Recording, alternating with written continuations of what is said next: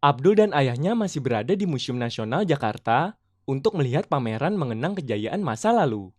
Kemudian, pemandu museum mengajak mereka ke sebuah stan yang di depannya terdapat dua miniatur keraton, yaitu Keraton Surakarta dan Yogyakarta. Miniatur ini pasti keraton Yogyakarta yang pernah kita kunjungi. Tetapi, mengapa keratonnya ada dua, Ayah? Miniatur yang satunya lagi merupakan Keraton Surakarta yang terletak di Solo, Abdul.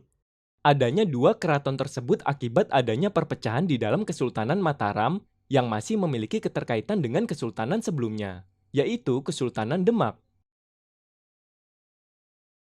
Sebelumnya kita telah mengetahui bahwa Jaka Tingkir berhasil mengalahkan Sultan Demak Arya Penangsang berkat bantuan Ki Ageng Pamanahan.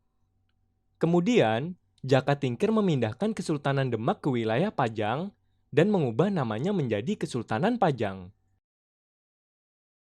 Sebagai Sultan Pajang yang bergelar Sultan Hadiwijaya, Jaka Tingkir memberikan hadiah berupa sebidang tanah kepada Ki Ageng Pamanahan.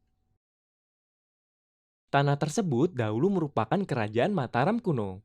Kemudian, Ki Ageng Pamanahan membangun sebuah keraton yang diwariskan kepada putranya, yaitu Sutawijaya. Pada masa Sutawijaya berkuasa, Mataram melepaskan diri dari kekuasaan Kesultanan Pajang dan menjadi Kesultanan Mataram pada tahun 1575 Masehi. Sutawijaya menjadi sultan pertama dengan gelar Panembahan Senapati ing Alaga Sayidi Panatagama. Selanjutnya, Kesultanan Mataram dipimpin oleh anak dan cucunya, yaitu Mas Jolang pada tahun 1601 hingga 1613 Masehi, dan Raden Mas Rangsang pada tahun 1613 hingga 1645 Masehi. Pada masa Raden Mas Rangsang atau yang lebih dikenal sebagai Sultan Agung berkuasa, Kesultanan Mataram tumbuh menjadi kesultanan besar dan mencapai puncak kejayaannya. Kesultanan Mataram juga berhasil memperluas kekuasaannya ke berbagai daerah di Jawa Tengah, Jawa Timur, dan sebagian Jawa Barat termasuk Banten. Pada bidang perekonomian, Kesultanan Mataram berkembang menjadi negara agraris dengan komoditas utamanya yaitu beras. Selain itu, masyarakat di Kesultanan Mataram juga dikenal sebagai penghasil kayu, gula, kelapa, kapas, dan palawija.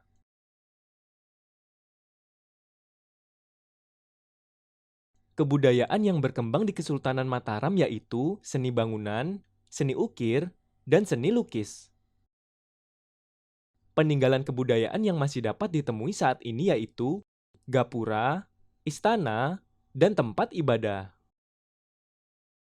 Begitu juga dengan tradisinya yang masih bertahan hingga kini, yaitu tradisi sekaten dan grebek yang merupakan perpaduan dari kebudayaan Hindu-Buddha dan Islam. Pada saat Sultan Agung wafat di tahun 1645 Masehi, Kesultanan Mataram diwariskan kepada putranya, yaitu Amangkurat I yang berkuasa pada tahun 1647 hingga 1677 Masehi. Pada masa pemerintahannya, Amangkurat I menjalin hubungan dagang dengan VOC, yaitu Persekutuan Dagang dari Belanda. Namun, ketika Amangkurat III mulai berkuasa pada tahun 1702, VOC yang tidak menyukai sikap raja karena berani menantang, kemudian menggunakan strategi politik pecah belah atau divide et impera. Caranya dengan mengangkat Pakubuwono I atau Puger menjadi raja, sehingga kerajaan Mataram memiliki dua raja. Setelah sempat melarikan diri ke Batavia, Amangkurat III yang memberontak kemudian dibuang ke Ceylon atau Sri Lanka.